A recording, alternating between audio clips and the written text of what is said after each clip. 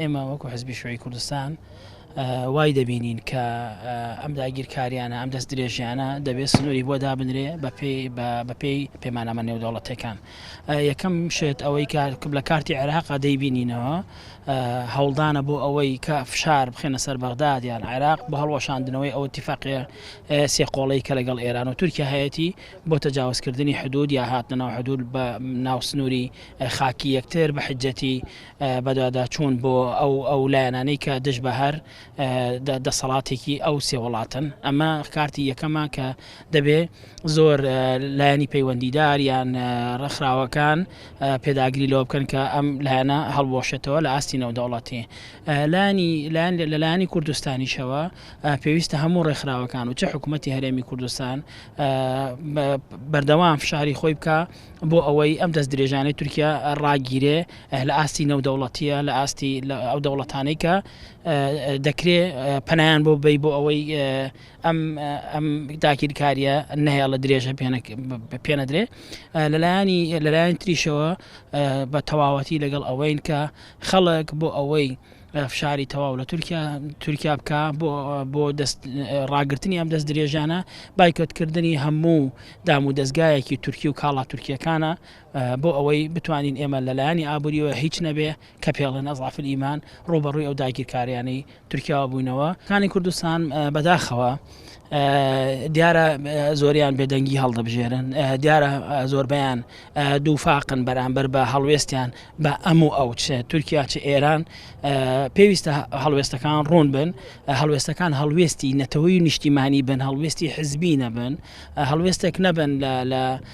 بۆ پاراستنی بەرژەوەندەکانی حزب، بەڵکو دەبێ بەرژەوەندەکانی ملت و نەتەوە پێش هەموو بەرژەوەندەکان بێ. لە ڕاستیە کارتەکان دەتوانم بڵێم زیاتر وە حکوومەتی عێراقی ناوەندی دەتوانێت لە ڕاستیە کۆمەڵێک کارتەوە بگرێتە بەر، چونکە بە حکومەوەی حکوومەتی هەرێم ڕەنگە لە ئاسی نێودەوڵەتیە لە ڕاستی خاوەنی سیادێکی ئەوتۆ نەبێ، بەڵام حکوومەتی عێراقی لە ڕاستی خاوەنی سیادێکی ئەوتۆیە کە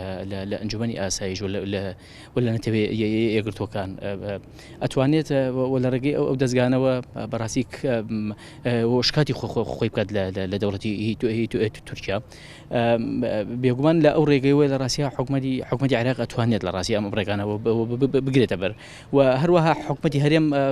ئەکرێ هەندێک کات بەکاربێنێت بە بەڕاستی ئەویش، بەڵام نەک بەو ئاستەی کە حکوومەتی عێراقی ئەتوانێت. مەسەڵەن حکوومەتی هەرێمیش دەتوانێت لە ڕێگەی ئەو کەناڵە دیبلۆماسیانی کە هەیەی مەسەڵەن لەگەڵ وڵاتانێکی ئەوروپا وەلامان کاتە لەگەڵ ئەمریکادا ئەویش ئەتوانێت لە ئەو ڕێگەیەوە بتوانێت ئەو کاتانە و ئەتوان بڵێم بەکاربێنێ. دوو حکوومەتی عێراقی و هەم حکوومەتی هەرێم ئەکرێ هەماهنگ بن لە بینی یەکتریا بۆی کە بتوان بە هەردووشیانەوە کارتی ئەتوان بڵێ بەهێز بەکاربێن. ئەویش بە ناچاکردنی حکوومەتی تورکیایە بەخستن بەردەمی کۆمەڵێ مەترسی مەسەلەن ئابووری، مەسەلەن بۆ نمونە یاخود وەک چۆن بڵێ هەڕەشەی ئابووری، لەوەی کە خوددەزانی کۆمەڵی کۆمپانیای گەورەی تورکی لە ئەتوان بڵێن هەم لە هەرێم و هەم لە عێراقدایە لە ڕاستیە لە ناوەندا، بۆیە ئەکرێ بۆ حکوومەتی عێراقی و هەم هەرێمی کوردستانیش کە بتوانێت لە ڕاستی ئەم کاتانش هەم بەکاربێنێت لە ڕاستیە. بێگومان ئەرکی هەڵاتیان لە ڕاستیە گرنگە لە ئەم کاتدا ئەوی شەوەیە یەک جۆرێک لە احتیجاج و ناڕەزایی و دەربڕین وەروەها